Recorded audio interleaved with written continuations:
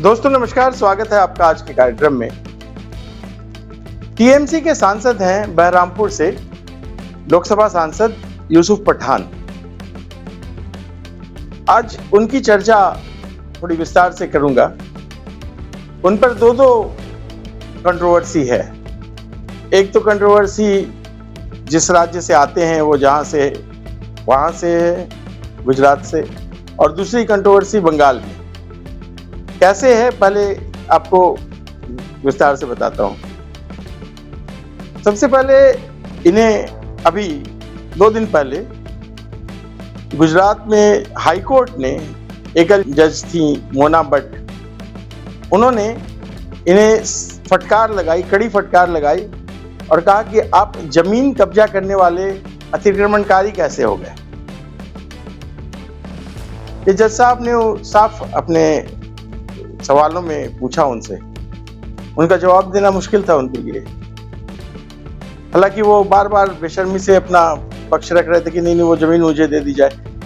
बात 2012 से शुरू होती है। आपको याद होगा कि 2007, 10, 11 आदि में यूसुफ पठान और इरफान पठान दोनों भाई काफी चर्चित थे, काफी फेमस थे। फेमस इनफेमस दोनों। एक तरफ से क्रिकेट के मैदान पर उन्होंने काफी अच्छा प्रदर्शन किया, लेकिन निजी जीवन में उन लोगों की कंट्रोवर्सीज आती रहती थी। इरफान पठान मारपीट करने के लिए बदनाम थे, तो यूसुफ पठान जमीन कब्जाने के लिए बदनाम हुए। 2012 में उन्होंने अपने जो वडोदरा में रहते हैं, वो वडोदरा का तंदालजा इलाका है, वहां पर रहते हैं। तो 2012 में उन्होंने अपने घर के पास एक बड़ा प्लॉट, जितना बड़ा उनका आवासीय प्लॉट है उस लगभग उतना ही बड़ा एक आवासीय प्लॉट था, उस पर कब्जा कर लिया।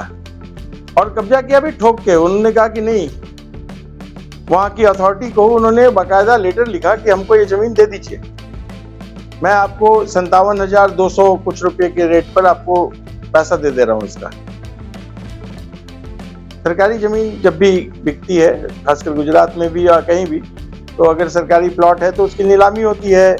लेकिन उन्होंने कहा कि नहीं, आप नीलामी मत कराइए, मैं एक कीमत तय कर दे रहा हूँ, बाजार मूल्य के आसपास है ये, और ये जमीन आप मुझे दे दीजिए, क्योंकि मेरे और मेरे भाई के परिवार को सुरक्षा की जरूरत है, इसलिए मुझे सामने वाला प्लॉट जो है चाहिए। 2 साल तक कहा जाता है कि गुजरात नरेंद्र मोदी जब तक वहाँ सीएम रहे 2014 तक, तो उन पर आरोप लगते रहे कि वो मुस्लिमों का वो दमन करते रहे, मुस्लिमों को आगे नहीं बढ़ने देते रहे। लेकिन उसी गुजरात से ये दोनों भाई क्रिकेट में आगे बढ़े, और हौसला देखिए इनका कि उन्होंने जमीन भी कब्जा कर लिया वहाँ मोदी जी के राज में। तो खैर 2014 में स्थानीय अथॉरिटी ने उन्हें जवाब दे दिया कि भैया ये जमीन हम आपको दे नहीं सकते हैं, ये जमीन प्रोसेस से ही मिलेगी। अगर आप उस प्रोसेस में आते हैं तो हम लोग जब प्रोसेस शुरू करेंगे इसको बेचने का, तो आपको मौका मिलेगा, आप इसमें से ले सकते हैं। तो कायदे से उनको जमीन खाली कर देनी चाहिए थी, लेकिन उन्होंने खाली नहीं। अब रसूख वाले लोग थे तो स्थानीय अथॉरिटी के अधिकारी भी चुपचाप रहे। आ गया 2025। इससे पहले अब बताता हूं कि यूसुफ पठान क्या हो गए, क्या से क्या हो गए। वो क्रिकेट प्लेयर तो थे ही, गुजरात से थे।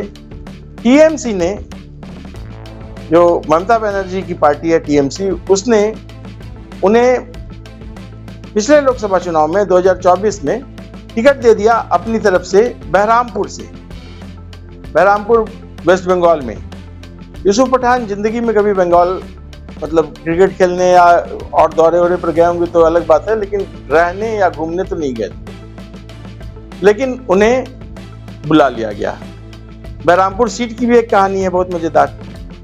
बहरामपुर मुस्लिम बहुल क्षेत्र है, करीब 70% मुसलमान माना जाता है कि वहां पर हैं, और वहां 1999 से 13वीं लोकसभा सीट से 13वीं लोकसभा से जो एक उम्मीदवार जीतते आ रहे थे, कांग्रेस के नेता अधीर रंजन चौधरी, पिछली लोकसभा में वो लोकसभा के कांग्रेस के नेता भी थे, कांग्रेस संसदीय पार्टी के नेता भी थे। वो लगातार जीतते आ रहे थे 13वीं लोकसभा के समय से, और बीच में कोई चुनाव उन्होंने हारा नहीं। टीएमसी अपने ही इंडी गठबंधन के इस उम्मीदवार के खिलाफ यूसुफ पठान को गुजरात से लेकर आई इलेक्शन लड़वाने के लिए।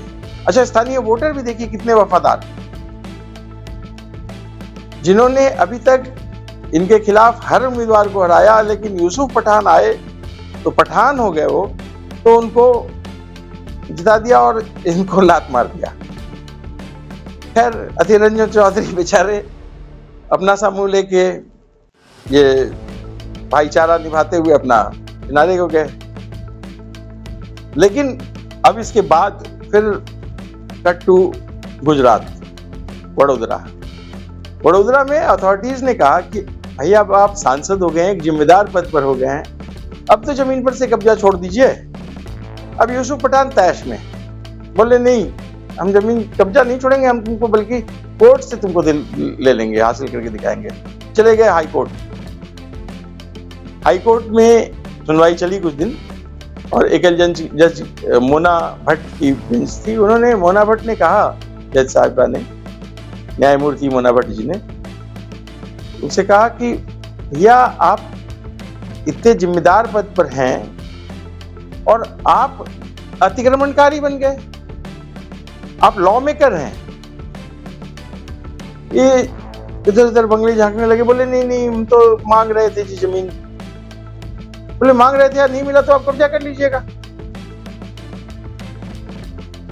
भाई ठीक है, आपने सरकार से मांग की, अपना एक प्राइस ऑफर किया, हो सकता है सरकार अगर बनता तो सरकार कोई बढ़िया प्राइस ऑफर करके आपको दे देती, लेकिन सरकार ने किसी भी कारण से, मान लेता हूं एक कि डिस्क्रिमिनेशन के कारण ही मना कर दिया, तो मना कर दिया तो आप कब्जा कर लीजिएगा।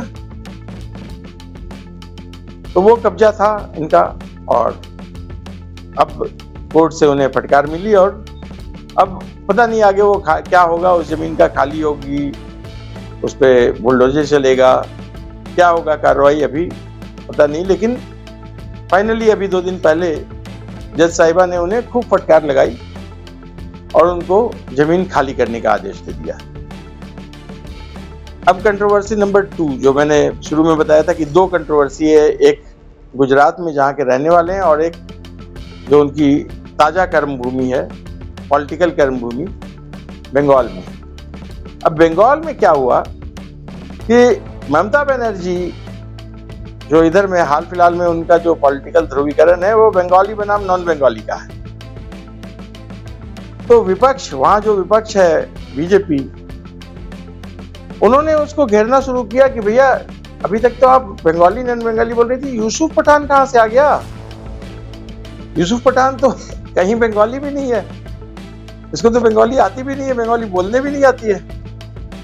वहां सुकांता मजुमदार हैं, जो केंद्रीय मंत्री भी हैं और बीजेपी के नेता हैं, उन्होंने कहा कि हम तो यूसुफ पठान के बारे में सबसे पहले तो जो ममता दीदी हैं, इनकी नीति क्या है ये स्पष्ट करें। ये तो बंगाली नॉन बंगाली करती रहती हैं, बंगाली हितों की बात करती रहती हैं। तृणमूल कांग्रेस बंगाली तृणमूल से जुड़ा हुआ है, तो बंगाल से जुड़ा हुआ है जब ये इतनी बड़ी पार्टी है और बंगाल के लिए ही बनी हुई पार्टी, बंगाली हितों के लिए, तो ये गुजराती पठान यहाँ क्या कर रहा है? क्या इसलिए कि केवल वो पठान है? और बंगाली अस्मिता की जो रक्षा करने की बात ये करती रही हैं। सुकांता मजुमदार ने कहा कि हम तो अगले चुनाव में इस पर मुद्दा बनाएंगे इसे। तो यूसुफ पठान के दिन इधर जो है वो थोड़े खराब चल रहे हैं, उनके ग्रह नक्षत्र, और वो कंट्रोवर्सी में घिरते जा रहे हैं दोनों तरफ, एक तरफ घर में, एक तरफ नई कर्म भूमि में। आपका इन साहब के बारे में क्या मानना है, हमें कमेंट बॉक्स में जरूर लिखें। आपके कमेंट से हमें हौसला मिलता है। अगर आपको ये वीडियो पसंद आ रहा है तो इसे लाइक करें, अपने दोस्तों के साथ शेयर करें।